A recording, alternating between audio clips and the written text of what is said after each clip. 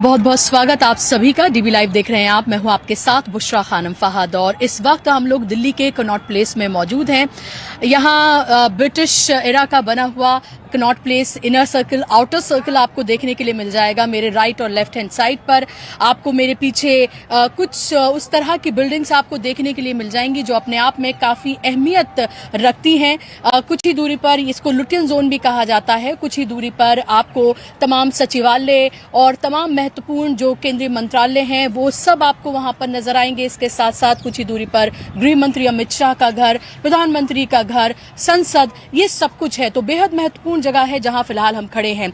दिल्ली का चुनाव है और दिल्ली के इस चुनाव में वाद विवाद, आरोप प्रत्यारोप, ये इसका पूरा का पूरा हम ये देख सकते हैं कि ये साफ तौर पर देखा जा रहा है और लगातार इसमें इजाफा ही होते हुए दिख रहा है। आज मैं आपको बताऊं कि भगवंत मान पंजाब के मुख्यमंत्री और आतिशी इन दोनों ने आज एक प्रेस कॉन्फ्रेंस की। अब से कुछ ही देर में अरविंद केजरीवाल भी प्रेस कॉन्फ्रेंस करने वाले हैं। सुबह भी उन्होंने प्रेस कॉन्फ्रेंस की थी। प्रेस कॉन्फ्रेंस करके उन्होंने साफ तौर पर यह कहा कि अरविंद केजरीवाल को जान से मारने की साजिश रची जा रही है। ये बड़ा आरोप लगाया गया है आम आदमी पार्टी की तरफ से। ये भी कहा गया है उनकी तरफ से कि ये बीजेपी और दिल्ली पुलिस की मिली भगत है। बीजेपी और दिल्ली पुलिस की मिली भगत इसको बताया है और ये भी कहा गया है कि दिल्ली पुलिस भारतीय जनता पार्टी के कार्यकर्ता के रूप में काम कर रही है। ये बड़ा इल्जाम लगाया गया है और ये भी कहा गया है कि मुख्यमंत्री पूर्व मुख्यमंत्री अरविंद केजरीवाल को यूं तो Z+ सिक्योरिटी मिली हुई है,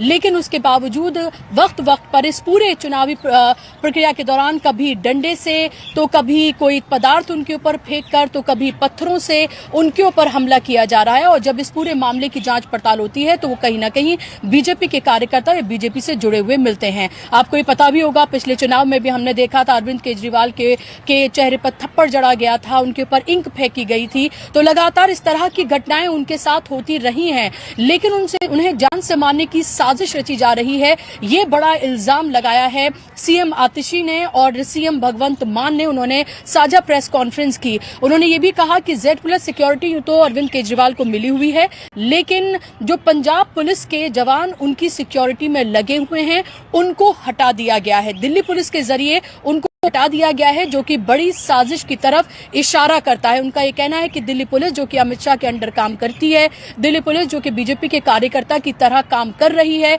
हमें उनके जरिए दी गई सिक्योरिटी पर किसी तरह का कोई यकीन नहीं है। आपको ये तो पता ही है कि इस बार भारतीय जनता पार्टी बेहद डेस्परेट नजर आ रही है, क्योंकि 26 साल का उसका सूखा है और लगातार जो भी नैरेटिव वो बनाते हुए नजर आ रहे हैं वो कोई भी जमीन पर काम करता हुआ नजर नहीं आ रहा है। मुद्दे जो उठाए जा रहे हैं वो उस तरह से मुद्दे नहीं बन पा रहे हैं जिससे वो ये आश्वस्त हो जाएं कि वाकई में उनको जीत मिल रही है। योगी आदित्यनाथ भी चुनावी मैदान में दिल्ली के कूद पड़े हैं और उन्होंने अरविंद केजरीवाल को कटघरे में और सरकार को कटघरे में खड़ा किया।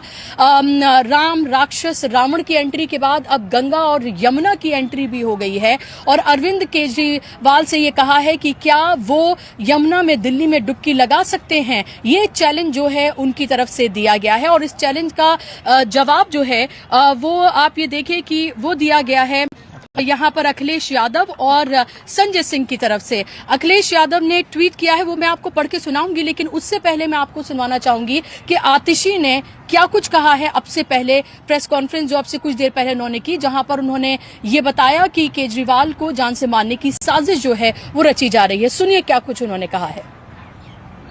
23 अक्टूबर को 24 अक्टूबर को विकासपुरी में दिल्ली पुलिस की नाक के नीचे अरविंद केजरीवाल जी पे हमला हुआ। जब सोशल मीडिया पे जांच करने गए तो जो हमलावर है वो भारतीय जनता पार्टी का कार्यकर्ता निकला और क्योंकि भारतीय जनता पार्टी का कार्यकर्ता था, दिल्ली पुलिस के साथ जुगलबंदी फिर से सामने आई और पुलिस की नाक के नीचे हुआ हमला और पुलिस ने कुछ नहीं किया। अरविंद केजरीवाल जी पे फिर हमला हुआ 30 नवंबर में, जब मालवीय नगर में अपने एक पब्लिक इवेंट के लिए जा रहे थे और वहां पे उनको मैन हैंडल करने की, असॉल्ट करने की कोशिश हुई। 18 जनवरी को नई दिल्ली विधानसभा क्षेत्र में अरविंद केजरीवाल जी की गाड़ी पर पत्थर फेंके गए।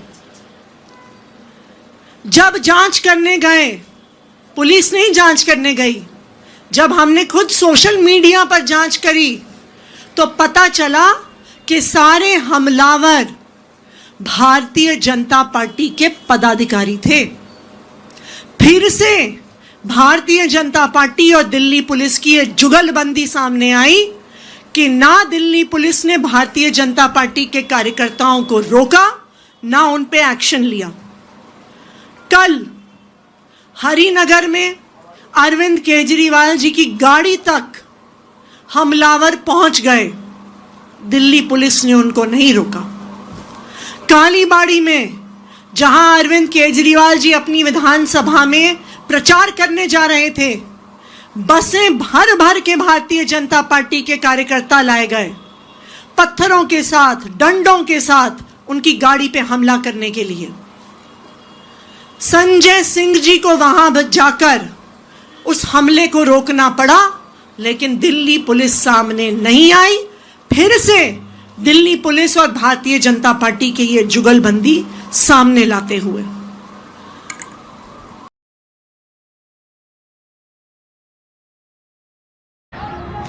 तो आपने सुना यहाँ पर आतिशी को जो संगीन इल्जाम यहाँ पर लगा रही हैं, और क्योंकि जिस तरह से उनकी सिक्योरिटी से पंजाब पुलिस के जवानों को हटाया गया है, ये मामला अब बढ़ता हुआ, तूल पकड़ता हुआ नजर आ रहा है। वहीं योगी आदित्यनाथ ने जिस तरह से लॉ एंड ऑर्डर का मामला उठाया, उसको लेकर भी अरविंद केजरीवाल ने सुबह प्रेस कॉन्फ्रेंस की और प्रेस कॉन्फ्रेंस करके ये कहा कि योगी जी ने बहुत सही मामला उठाया, मैं उनका स्वागत करता हूं और अमित शाह को उनसे कुछ सीखने की जरूरत है। ये योगी आदित्यनाथ अरविंद केजरीवाल कहते हुए नजर आए। इसके साथ साथ गंगा और यमुना की बात जब हो रही थी तो अब इसमें अखिलेश यादव कूद गए हैं, बिना किसी का नाम लिए। अखिलेश यादव ने ट्वीट किया है, मैं चाहूंगी कि वो ट्वीट टीम चाहे तो स्क्रीन पर दिखाए, जिसमें अखिलेश यादव ने कहा है कि दूसरों को चुनौती देने वाले अपने प्रदेश के अंदर मथुरा से गुजरती यमुना जी में आचमन करके दिखा दें। तो ये चैलेंज दे दिया है कि वो मथुरा से जो यमुना जी निकल रही है वहां में आचमन करके दिखा दें। अखिलेश यादव ने ये चैलेंज जो है वो योगी आदित्यनाथ को दिया है। तो संजय सिंह ने इसको रिट्वीट करते हुए कहा है कि योगी जी के घर से 1 किलोमीटर की दूरी पर लखनऊ में आदि गंगा मां गोमती हैं। मैं योगी जी के साथ वहां चलने को तैयार हूं, वो डुबकी लगाएं, पूरा देश देखेगा। तो यहां पर संजय सिंह ने भी चैलेंज दे दिया है योगी आदित्यनाथ को, और इसी तरह की तमाम परिस्थितियां यहां पर बनती हुई नजर आ रही हैं।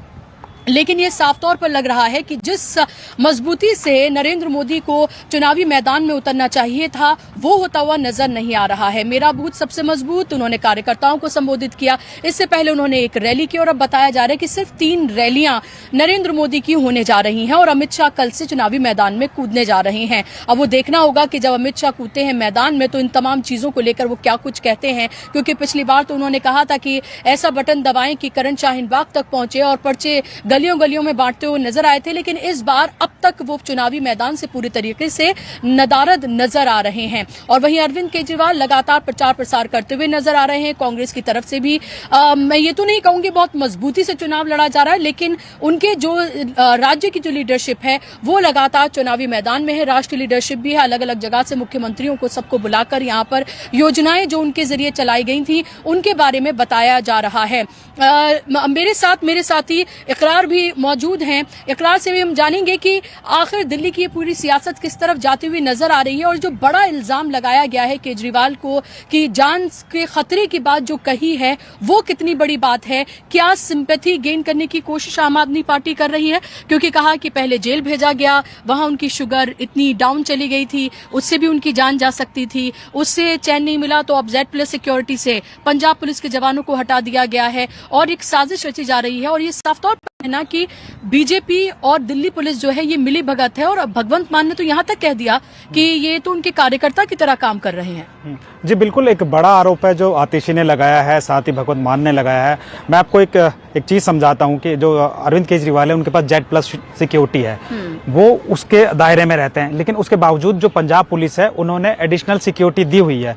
अब उसके लिए क्या कहा भगवंत मान ने, पहले मैं उनको कोट करता हूँ। उन्होंने कहा कि क्योंकि हमें कई बार ऐसा हुआ है कि उन्हें पंजाब में भी धमकियां मिली हैं खतरे की, जब वो पंजाब जाते हैं तो, और दिल्ली में भी कई तरीके के हमारे पास स्पेशल इनपुट हैं। आप उनकी बात जरा गौर से सुनिए, क्यों उन्होंने पंजाब पुलिस की सिक्योरिटी दी है। ऐसे ही नहीं दी है, उन्होंने कहा कि हमारे पास बहुत सारे इनपुट थे, क्योंकि अरविंद केजरीवाल पंजाब भी जाते हैं, पंजाब में वो सभाएं भी करते हैं, लोगों से मिलते भी हैं, तो हमें इनपुट था, तो इसीलिए हमने पंजाब की जो एक सिक्योरिटी है वो हमने अरविंद केजरीवाल के साथ लगाई हुई है, क्योंकि हमें ये विश्वास है। कई बार ऐसा उन्होंने बड़ा एक तरीके से खुलासा भी किया कि कई बार ये अटेम्प्ट होने की कोशिश हुई, लेकिन क्योंकि पंजाब पुलिस वहां मुस्तैदी से मौजूद रहती है, तो इसलिए उस अटेम्प्ट को जो है वो लोगों मीडिया तक नहीं आ पाया, क्योंकि पंजाब पुलिस मुस्तैद रहती है। वहीं साफ तौर पर जो है केंद्रीय गृह मंत्री अमित शाह को लेकर ये निशाना है, जेड प्लस सिक्योरिटी है वो गृह मंत्रालय के अंतर्गत आती है। तो आम आदमी पार्टी का साफ तौर पर आरोप है कि उन्हें हमें जो है वो सेंट्रल जो एजेंसीज हैं उनकी सिक्योरिटी पे इसलिए कम भरोसा है, क्योंकि अभी तक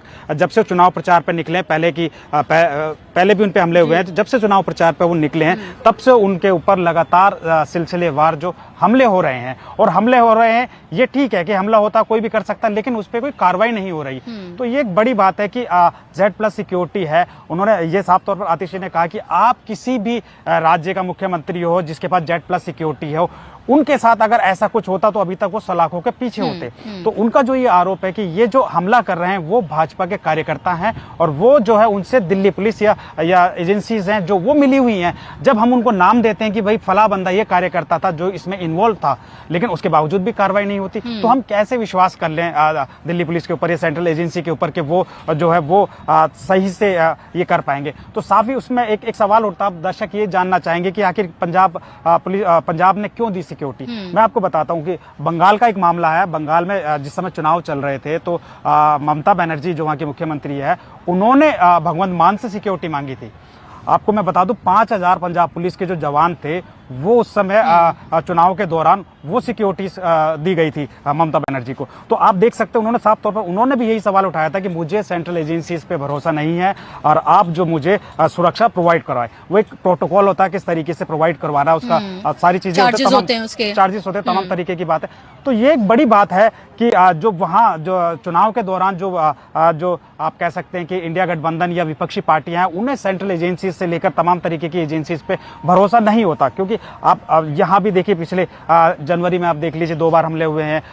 आम आदमी पार्टी कहती है हमला हुआ है, सुरक्षा एजेंसी कहती है हमला नहीं हुआ, जबकि वीडियोस आती हैं कि वहां जो भी मंदिर मार्ग पे कालीबाड़ी जिसका वो जिक्र कर रहे थे, वहां देखा था साफ तौर पर एक ईंट का टुकड़ा भी उनके पास आ गया था। और मैं खुद एक सभा में था, वो नई दिल्ली की सभा थी, वहां भी मैंने कुछ देखा कि कुछ कार्यकर्ताओं ने आके उनको इस तरीके से घेरने की कोशिश की। उन्होंने बताया कि हम यहाँ के रहने वाले लोकल्स हैं, लेकिन वो सब भाजपा के कार्यकर्ता थे, क्योंकि बाय फेस सभी लोग एक दूसरे को जानते हैं। तो इस तरीके का तमाम जो इनका जो एक तरीके से जो शुबा है वो मुझे कहीं ना कहीं इन चीजों को लेकर थोड़ा ठीक लगता है कि जो अरविंद केजरीवाल हमने पहले भी देखा है, अगर आपको याद होगा कि कैसे अरविंद केजरीवाल के चेहरे पर थप्पड़ जो है वो जड़ा गया था, उनके ऊपर इंक फेंकी गई थी, कोई उनको माला पहलाने आया और उनके चेहरे पर जो है वो थप्पड़ जड़ दिया।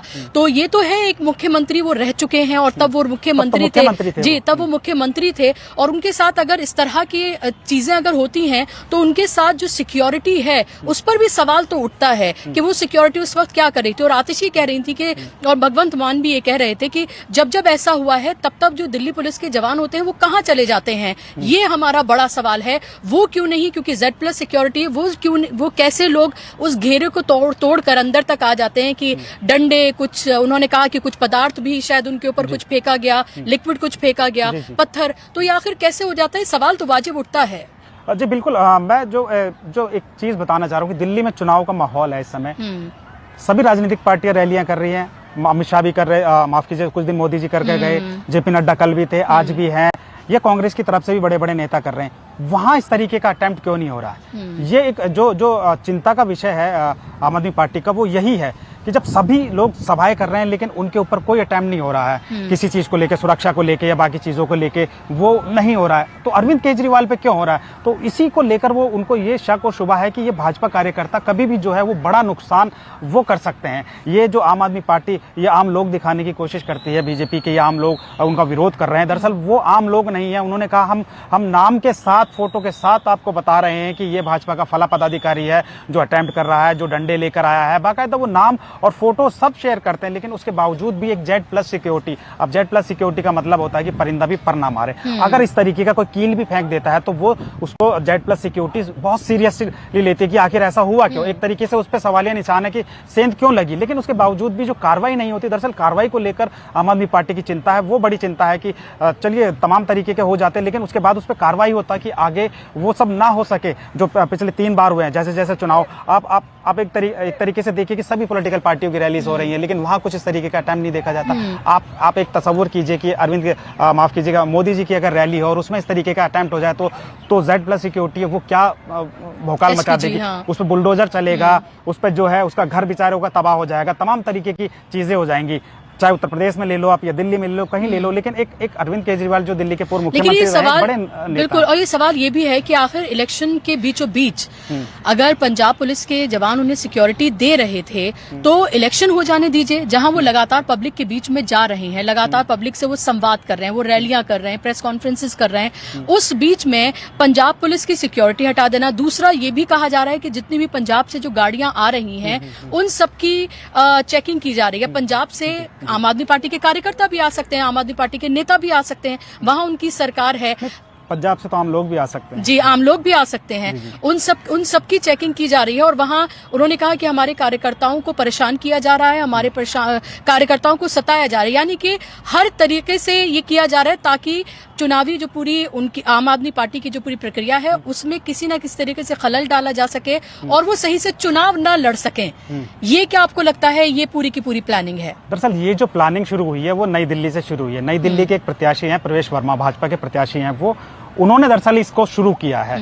उन्होंने एक बयान दिया, उन्होंने कहा कि 26 एक बड़ा आरोप लगाया उन्होंने, जिसको लेकर तमाम तरीके की जो पंजाबी सिख समुदाय के लोग हैं उन्होंने विरोध दर्ज किया। उन्होंने कहा कि 26 जनवरी है दिल्ली में, 26 जनवरी मनाई जाएगी नई दिल्ली में, इस समय जो है वो पंजाब की गाड़ियां क्या कर रही है। यानी एक तरीके से उन्होंने बड़ा आरोप लगाया पंजाबियों पे कि वो सुरक्षा को खतरा है। ये उन्होंने बाकायदा कहा। इसको लेकर गुरुद्वारा प्रबंधक कमेटी से लेकर तमाम जो सिख समुदाय से जुड़ी हुई संस्था हैं उन्होंने इसको पंजाबियों का अपमान बताया।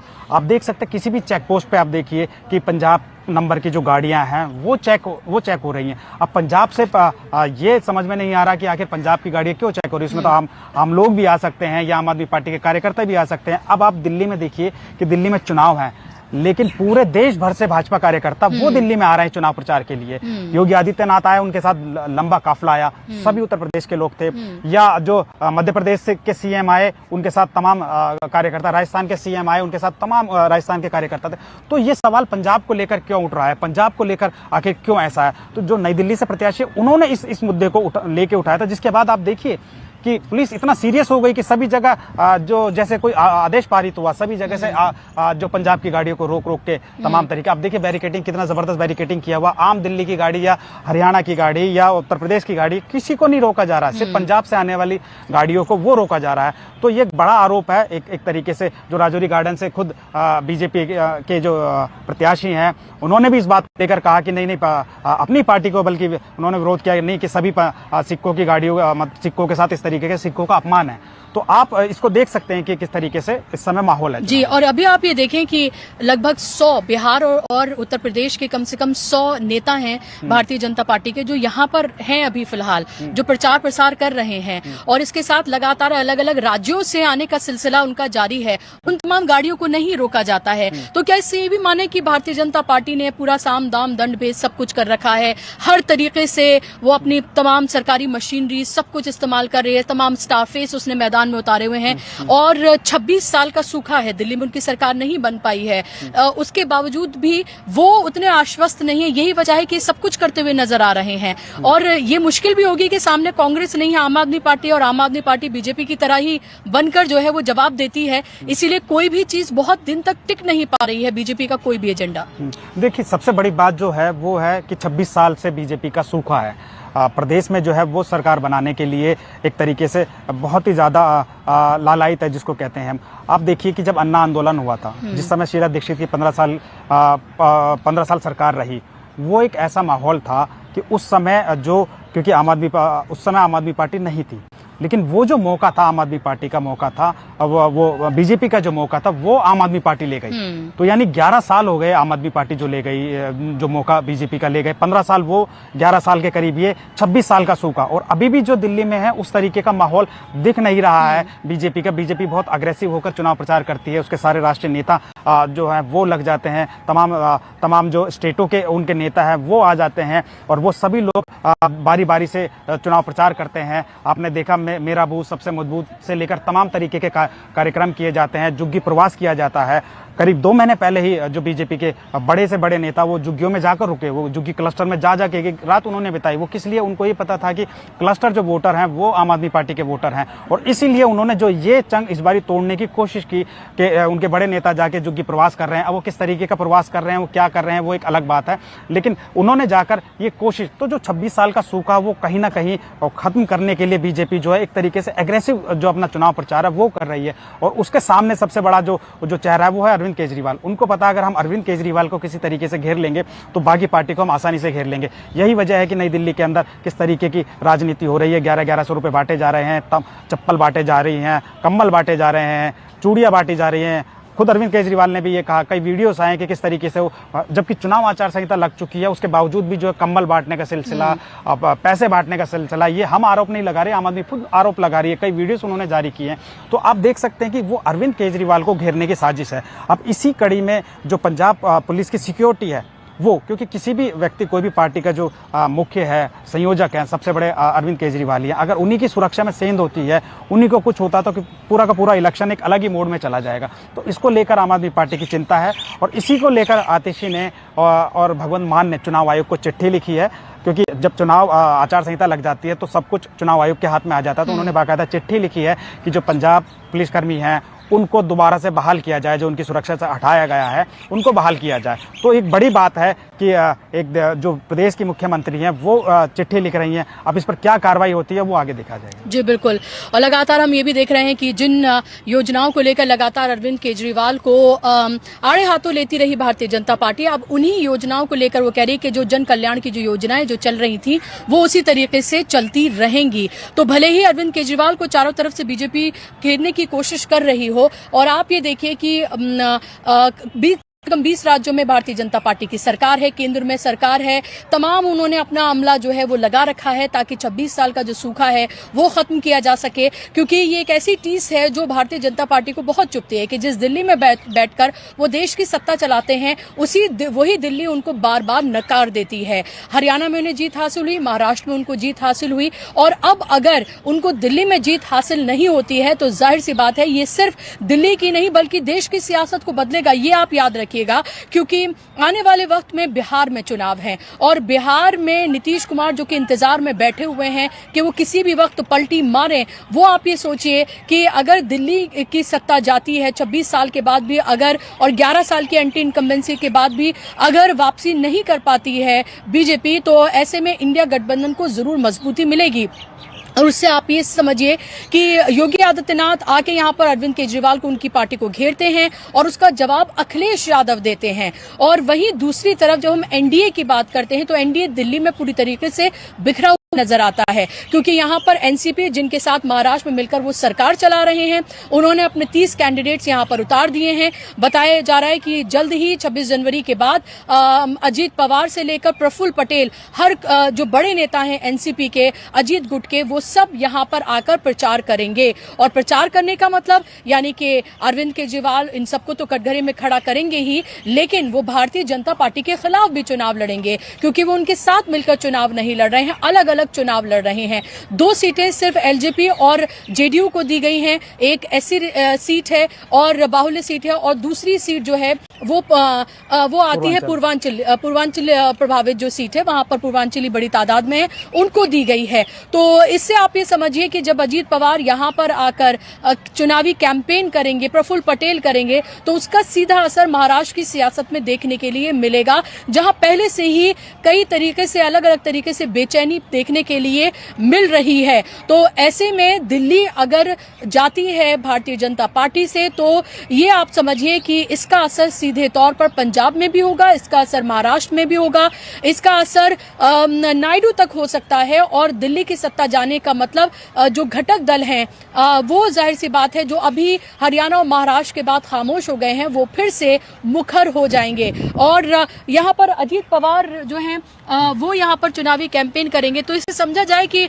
एनडीए दिल्ली में तो कह ही सकते हैं कि बिखर गया है पूरी तरीके से। जी बिल्कुल, अगर मैं बात करूं तो मेरी एक राष्ट्रीय नेता से, एनसीपी के कल एक बड़े राष्ट्रीय नेता से बात हो रही थी। मैंने कहा ये तो आपके लिए बहुत मुश्किल दौर होगा क्योंकि आप वहाँ सहयोगी हैं, तो यहाँ आप कैसे किसके खिलाफ कैंपेन करेंगे? बीजेपी आपके सामने है और आम आदमी पार्टी है। तो उन्होंने साफ तौर पर ये कहा कि एक बात आप समझ लीजिए कि हम दिल्ली में चुनाव लड़ रहे हैं, बड़ी मजबूती से चुनाव लड़ रहे हैं, हमारा किसी के साथ गठबंधन नहीं है, हम खुलकर बातचीत करेंगे और खुलकर जो हमारे कैंडिडेट हैं उनके पक्ष में हम जो है वो बात रखेंगे। मैंने उनसे पूछा कि क्या आपके बड़े नेता आएंगे, तो बाकायदा उन्होंने एक मीडिया में भी वो जारी किया कि अजीत पवार आ रहे हैं, प्रफुल्ल पटेल आ रहे हैं, बाकी तमाम तरीके के जो उनके वो लीडरशिप है जिनमें कई एमएलएस हैं वो सब आ रहे हैं। तो वो इसके साथ साथ कुछ दिन पहले उनके जो प्रदेश अध्यक्ष हैं वीरेंद्र सचदेवा, उन्होंने एक प्रेस कॉन्फ्रेंस कर ये आरोप लगाया था चुनाव आयोग पर। आप बड़ी बात समझिए, 30 कैंडिडेटों का उन्होंने नॉमिनेशन फाइल करने के लिए भेजा था, लेकिन उससे 7 कैंडिडेटों को उनको नॉमिनेशन फाइल नहीं करने दिया।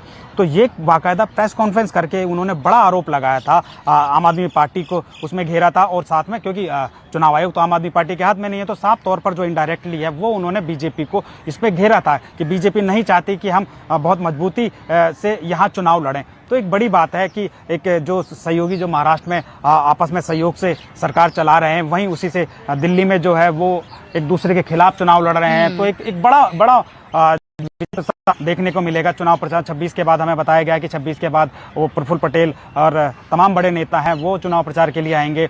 वहीं अगर बात की जाए कि गठबंधन को लेकर, एनडीए को लेकर, तो एनसीपी लगातार लास्ट समय तक एनसीपी का ये रहा कि एनसीपी को सीटें कुछ देगी बीजेपी, लेकिन बीजेपी ने सिरे से ये कहते हुए, जैसा सोर्स से हमें पता चला, कि नकार दिया कि आपका दिल्ली में कुछ नहीं है। तो एनसीपी के लिए ये एक बड़ी बात है क्योंकि एनसीपी का एमएलए भी रहा है दिल्ली में, बदरपुर से एमएलए रहा है। जो रामवीर भिदुड़ी आजकल जो सांसद है वो एनसीपी से एमएलए हुआ करते थे। उनके 4 से 5 शायद मुझे याद है तो 5 काउंसलर भी रहे हैं उनके, तो उनका मजबूत है। उन्होंने कहा कि जो सीट हमारी मजबूत है कम से कम हमें वो सीट तो दे दीजिए। लेकिन उसके बावजूद उन्होंने तवज्जो किसको दी?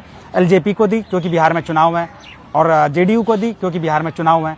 तो दोनों आप इस तरीके से भी तो जो तलखियां हैं वो तमाम तरीके के बयान भी आ रहे हैं। तलखियां जो है वो एनडीए में वो लगातार बढ़ती जा रही है। एनसीपी कोई कमजोर नहीं है कड़ी। अगर एनडीए की बात करें, महाराष्ट्र जैसी एक बहुत बड़े राज्य में सरकार मिलकर चला रहे हैं, और उसके बाद उसके बड़े नेता आके यहाँ अमित शाह के खिलाफ बोलेंगे, बीजेपी के खिलाफ बोलेंगे, आम आदमी पार्टी के खिलाफ बोलेंगे, कांग्रेस के खिलाफ बोलेंगे।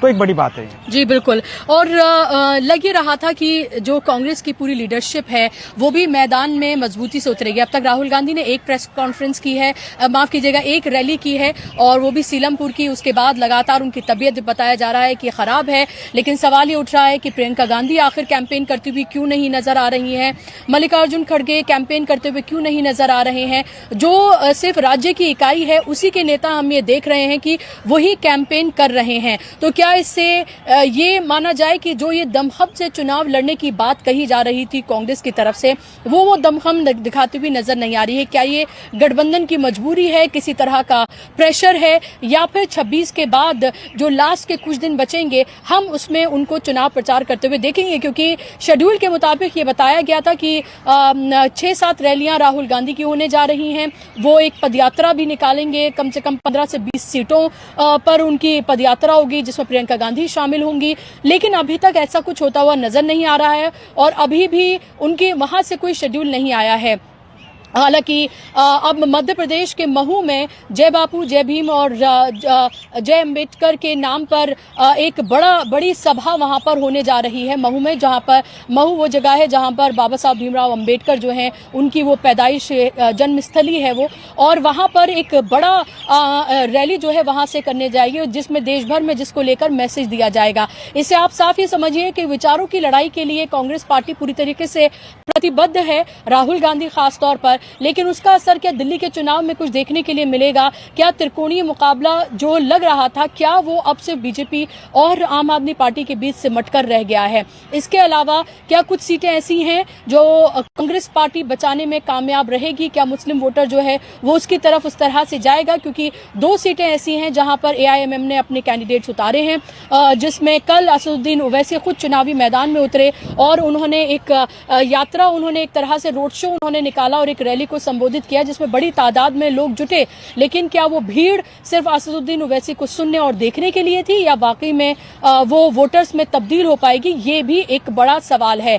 तो यहाँ पर आप ये देखें कि बहुत सारी सीटों पर कई कोणीय मुकाबला देखने के लिए मिल रहा है, जिस पर सीधे तौर पर यह माना जाता है कि उसका फायदा बीजेपी को होता है। बीजेपी के पास तमाम तरह की एजेंसीज हैं, चुनाव आयोग भी है, और जिसका विपक्ष लगातार इल्जाम लगाता रहा है कि वो चुनाव आयोग दरअसल बी पार्टी के तौर पर काम करता है और उसके जरिए उसने हरियाणा और महाराष्ट्र का चुनाव जीता है, जिसकी बात खुद राहुल गांधी ने अलग अलग मंचों से कही है और कई तरह के जो केसेस हैं वो हाई कोर्ट से लेकर सुप्रीम कोर्ट में दाखिल किए गए हैं। और अब इस सब के बीच अरविंद केजरीवाल और उनकी पार्टी की तरफ से उनकी सिक्योरिटी को लेकर, उनसे जान से मारने की साजिश से लेकर तमाम तरह के इल्जाम लगाए जा रहे हैं। देखना यह होगा कि बीजेपी की तरफ से इसका क्या जवाब दिया जाता है। लेकिन इकरार ये साफ तौर पर लग रहा है कि एक सिंपैथी वोट भी हासिल करना चाहते हैं अरविंद केजरीवाल, जो ये लगता है कि जेल से आने के बाद क्योंकि काफी लंबा वक्त बीत गया, लोग शायद भूल भी गए हैं, जो सिंपैथी वोट उन्हें तब मिलना चाहिए था, शायद उनको लग रहा है कि नहीं मिल रहा है। तो क्या आपको ये भी लगता है कि सब के जरिए जो अरविंद केजरीवाल जिस तरह की सियासत करते हैं वो सब भी उनको एक तरह से अपनी तरफ लाने की उनकी कोशिश है, जिसमें वो काफी मास्टर भी हैं? हाँ, देखिए, मैं आपको बताऊं कि सिंपैथी का अगर मामला देखा जाए तो वो तब देखने को मिलता है जब भाजपा कार्यकर्ता, दरअसल यहाँ बीजेपी के साथ एक जो प्लानिंग में गलती हुई है वो ये हुई है कि जो लोग उन पे हमला कर रहे हैं, जो लोग उन पे प्रोटेस्ट उनका प्रोटेस्ट कर रहे हैं, वो आम आदमी नहीं है, मतलब जो लोकल लोग नहीं है, वो कहीं ना कहीं उनका बीजेपी से कनेक्शन निकल रहा है। तो यही जो आम आदमी पार्टी को सबसे जो गेन दे रहा है वो यही इसी बात का है कि वो अगर आम लोग इसका विरोध करते तो आम आदमी पार्टी को उसकी दिक्कतें हो सकती थी, या आम लोग हैं वो अगर पथराव करते, लाठी डंडे लेकर निकलते तो आम आदमी पार्टी को थोड़ा डिस्कम्फर्ट करते वो। लेकिन क्योंकि ये जब उनका बैकग्राउंड चेक किया जा रहा है, जो लोग मौजूद थे वो सभी भाजपा कार्यकर्ता निकल रहे हैं, तो इससे जो है ये आम आदमी पार्टी एक तरीके से उनको लग रहा है कि नहीं, कुछ ना कुछ जो है बीजेपी कुछ बड़ा करना चाहते हैं, क्योंकि राष्ट्रीय नेता एक उनके वही हैं। आप देखिए, सबसे ज्यादा जो नई दिल्ली सीट पे फोकस किया जा रहा है, तमाम तरीके की बातें की जा रही हैं, उनके जो जितने भी उनके प्रत्याशी हैं उनको ज्यादा हाईलाइट किया जा रहा है, क्योंकि उनका मानना है कि जब अगर हम बॉस को ही घेर लेंगे, ये उनकी प्लानिंग है, तो बाकी तो एक तरीके से उनको तो हम संभाल ही लेंगे। तो एक बड़ी बात है। इसके साथ साथ मैं आपको दिल्ली की बताऊं कि दिल्ली में कांग्रेस का जो प्रदेश स्तर का जो नेतृत्व है वो लगातार कोशिश कर रहा है, विधानसभाओं में जा रहा है, लेकिन जो राहुल गांधी की जो जिस तरीके से एक रैली हुई है और गैर मौजूदगी है, वो एक उनके मनोबल पर थोड़ा असर डाल रही है। हम सदर बाजार वाली रैली में मौजूद थे, खचाखच मैदान भरा था। जो कल हुई है रैली, उसमें खचाखच मैदान भरा, परसों जो रैली हुई है उसमें खचाखच मैदान भरा हुआ था। राहुल गांधी को सुनने के लिए तमाम लोग आए थे, हमने लोगों से बात भी की, कुछ महिलाएं बच्चों को लेकर आई है, छोटे छोटे बच्चे, सब तमाम तरीके हम राहुल गांधी से मिलने आए हैं, उन्हें देखने के लिए आए हैं। 3 घंटे करीब लोगों ने इंतजार किया। 6 बजे की वो 5 बजे से रैली थी और करीब 8 बजे तक उस रैली का इंतजार किया। सभी नेताओं ने रैली को संबोधित किया, लेकिन लास्ट में जब ये कहा गया कि राहुल गांधी जी की तबीयत खराब है, वो नहीं आ पाएंगे, तो आप रैली का मंजर देखिए कि लोग उसी दिशा में वापस लौटने लगे। तो एक बड़ी बात है कि राहुल गांधी को लोग दिल्ली में सुनना चाहते हैं, राहुल गांधी की बातें सुनना चाहते हैं, लोग उनसे मिलना चाहते हैं, लेकिन उसके बावजूद राहुल गांधी, हालांकि ये बताया गया कि उनकी तबीयत खराब चल रही है, तो उनकी गैर मौजूदगी कुछ ना कुछ कांग्रेसी जो नेता हैं उनका भी मनोबल गिरा रही है। इससे पहले मैं आपको बता दूं, जब देवेंद्र यादव ने 1 महीने के लिए यात्रा निकाली थी, दिल्ली यात्रा, उसको लेकर कई बार राहुल गांधी के प्रोग्राम बने कि उनको समापन पे, पहले कहा ओपनिंग पे आएंगे, फिर ओपनिंग पे कहा नहीं आएंगे, फिर कहा समापन पे बड़ा कार्यक्रम होगा उस पे आएंगे। वो भी प्रोग्राम कैंसिल हुआ। उसके बाद में इंदिरा गांधी स्टेडियम में एक बड़ा प्रोग्राम किया गया, आयोजित किया गया। ये कहा जा सकता है कि जाहिर सी बात है ये तमाम चीजें जो हैं वो कहीं ना कहीं वो करती हुई नजर आ रही हैं, और ये साफ तौर पर लग रहा है कि ये मुकाबला बीजेपी और आम आदमी पार्टी के बीच में होता हुआ नजर आ रहा है ज्यादातर सीटों पर। अब देखना ये होगा कि इस बार कौन बाजी मारता है, लेकिन ये जरूर है कि अरविंद केजरीवाल सुबह दोपहर शाम प्रेस कॉन्फ्रेंसेस करके बीजेपी के अंदाज में जवाब देते हुए नजर आ रहे हैं, और यही वजह है कि जो एक बलून बीजेपी छोड़ती है, हवा में चेक करती है कि वो किस तरफ जा रहा है और कितना उसका नुकसान अरविंद केजरीवाल को होता है। वो हर कुछ देर में जो है वो बलून जो है वो बस्ट हो जाता है और कोई नया मुद्दा उठता है तो वो उस तरह से ठहर नहीं पा रहा है। यही वजह है कि बीजेपी इस बार भी अपनी जीत को लेकर आश्वस्त नजर नहीं आ रही है और यही वजह है कि नरेंद्र मोदी भी सिर्फ 3 रैलियां करेंगे यहां पर और अमित शाह अभी तक नदारद हैं। देखना ये होगा कि जो कुछ दिन बचे हैं, जो आखिरी हफ्ता बचा है, उसमें ये सियासत किस तरफ जाती है। अभी के लिए बस इतना ही। आप हमारे तमाम कार्यक्रमों को देखिए, पसंद करिए। मुझे और इकरार को दीजिए इजाजत। नमस्कार।